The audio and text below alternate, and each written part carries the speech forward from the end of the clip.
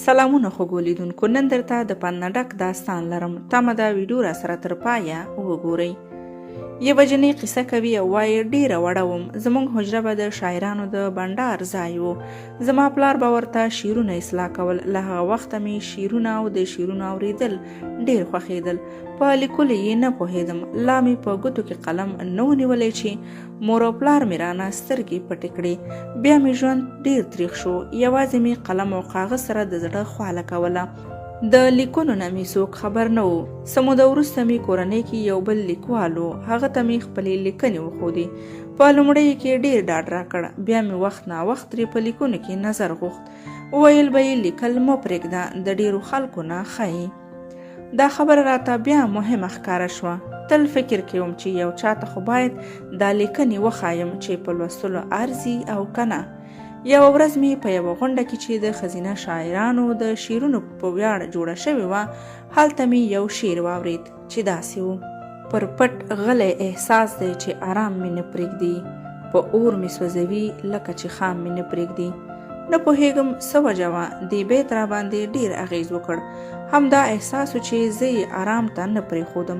د خپل دردېدلي ولس دردونو او کړاوونو دې ته مجبورولم چې یو څه ولیکم. زه په یوه داسې ټولنه کې ژوند کوم چې ښځو ته په دغه راز دردونو او مصیبتونو د فریاد غږ هم آر ګڼل کېږي.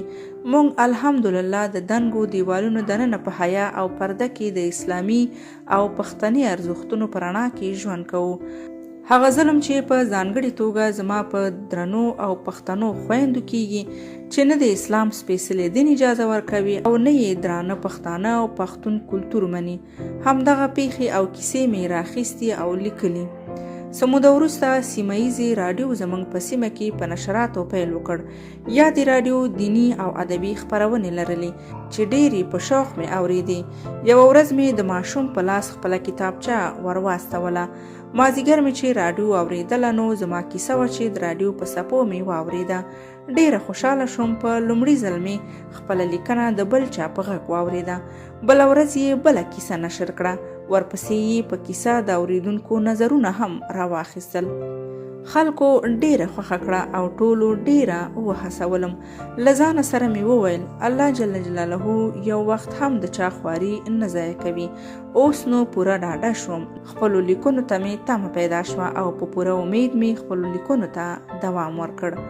نن تر دې ځایه ورسېدم چې د قصو یو کتاب مې هم چاپ شو. په رښتیا هم چې په خپل نفس باندې باور هر انسان تر خپلو لویو هیلو ته رسوي.